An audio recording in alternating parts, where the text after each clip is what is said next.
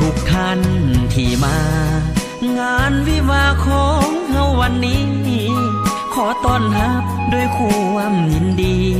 สุภาพสตรีบุรุษทั้งหลาย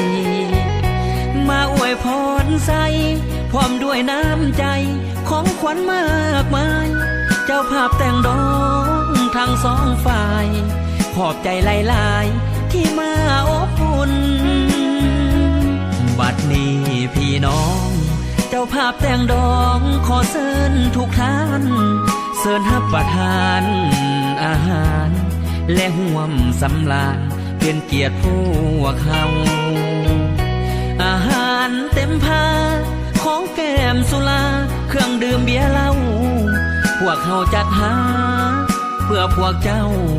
เชิญเลือกเอาทานตามสบายหากมีสิ่งใดบ่ถือใจหรือเขินขาดหรือว่ามารยาทว่าจะพางพาบ่เข้มของฮับตอนบ่ทันหลายสิ่งหลายอันขาดตกบกพร่องพวกเขาเจ้าภาพทั้งสองขอให้พี่น้องจงได้อภัยเมื่อเลิกจากงานเดินทางกลับบ้านขอให้มีโศกอย่ามีทุกข์มีโศกอย่ามีโลกเบียดเบียนหาวีอายุมันยืนวันคืนนอนหลับฝันดีให้ถือหวยลอตเตอรี่เป็นเศรษฐีเงินล้านทุกคน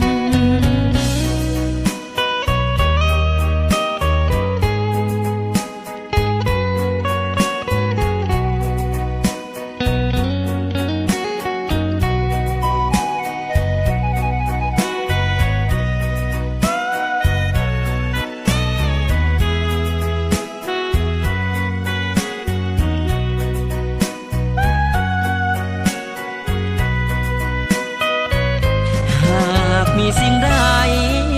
บ่ถือใจหรือเขินขาดหรือว่ามารยาทว่าจะพางพาบ่เข้มของฮับตอนบ่ทันหลายสิ่งหลายอันขาดตกบกพร่องพวกเขาเจ้าภาพทั้งสองขอให้พี่น้องจงได้อภัยเมื่อเลิกจากงานเดินทางกลับบ้านขอให้มีโศกอย่ามีทุกข์มีโศกอย่ามีโลกเบียดเบียนหาวีอายุมันยืนวันคืนนอนหลับฝันดี